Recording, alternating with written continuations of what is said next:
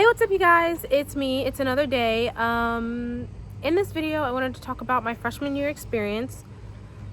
So I didn't vlog my freshman year of college because one, I didn't think about it. I didn't think I'd be doing YouTube, and for two, I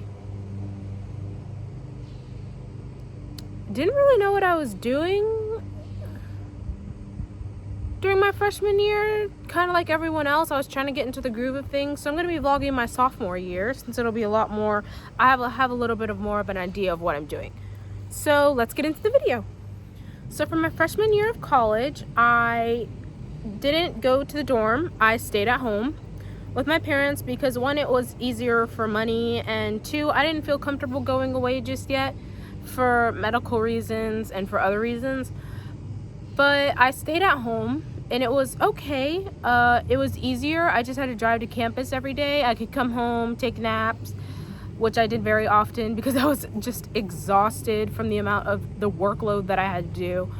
I wasn't used to that. So let's start from the beginning. Now, I don't remember what classes exactly that I had to take my freshman year. I just remember that I had to take English, like Composition 2. I took a history class, a sociology class, and some other class that I just can't, two other classes that I can't remember the name of at the moment. And then my second semester, I took philosophy. I took another history class. I'm getting my schedules mixed up. I really don't remember.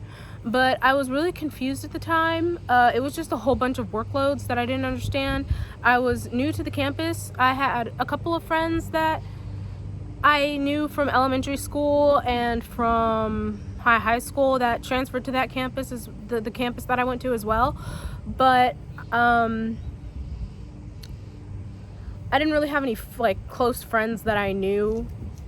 So, and it was hard for me to make friends because it's like everyone already knew each other from going to the local high schools. I went to a different high school. I went to a private school, and they came from the public school. So they already had friends. That was really hard for me. But I ended up making like one or two friends. One friend that I still talk to today. I didn't have a job because I am a full-time student. I don't have a job. So it makes it easier for me because I don't want to get too overwhelmed with my workload, and I lose concentration very easily. So when it came to the actual workload of me during my freshman year, I had no idea what I was doing. I had a hybrid class, which means it was in class and online. I've never taken an online class before, so I was really struggling. I had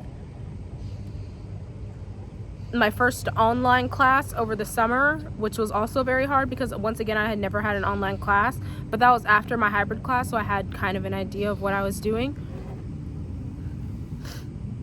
I had never had to study at the extent that I had to study before because things just came naturally to me as a child, so I didn't really have to study all that hard, which was a real slap in the face when I was like studying how I used to study, and I was still doing okay, but not as well as I wanted to. So I had to study even harder, and I'm still trying to find different study strategies today. So I've been watching a lot of YouTube videos about how to study, and it's really helping, but it was a really slap in the face to go from a straight A student to like a B and C student due to the fact that I really didn't know what I was doing my freshman year. And it was really hard, and I was really hard on myself because I knew I could do better, but I didn't know how to because everything was so new to me. So when it came to professors, there were professors that I liked and professors that I didn't like, and that happens at all colleges, I am aware. But when I had the same professor twice, I was really struggling with her class and her course, and she wasn't all that very nice to me. That made no sense, and I really do apologize. But she wasn't all that nice to me, and she wasn't nice to the rest of her students, and everyone seemed to have a problem with her, and it was like no one could pass her class. So that was one of the classes that I really did struggle in, and it was really hard for me, especially because it was a history class and I already struggle in history. So I was really beating myself up, and I kind of stopped trying at one point because I knew I couldn't do very well, and I knew I wouldn't do very well based off of how it was going. And so instead of talking to someone higher up at the school, which I did end up doing later, I kind of just suffered through it the first half, and I ended up with a C. That was detrimental, and I hated it. And I'm still trying to get over that right now. The second time I had our course, I did end up going to someone higher up at the school, and they told me to talk to the professor myself. I did try to do that, and she was a little bit rude, so I just kind of gave up on that. I really did struggle in her class, and I don't think anyone really understood what I meant when I struggled in her class. It was ridiculous how bad I struggled. No one should struggle that hard. So if I give any advice, it's to have open communications with your professors. It's really easy if you have open communication. Like, there was one professor that I could have, she was the best. I could talk to her about coursework, anything, and it was really easy for me to pass that course. I think I got an A or a B in that course. But it was because I enjoyed her class, the way she taught. I enjoyed what I was learning. I did not enjoy history, which is probably one of the problems. Sorry, there's a wasp over there, and I'm scared of wasps. So I'm terrified right now. I just want it to go away. It went away. So you just have to have open communication with your professors, and things will hopefully be better if you openly communicate.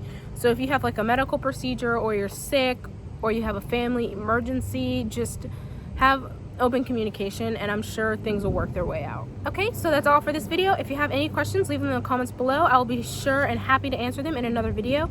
If you would like to know about my high school experience, my middle school experience, and my elementary school experience, please let me know in the comments down below. Don't forget to like and subscribe, and I'll see you in my next video. Bye!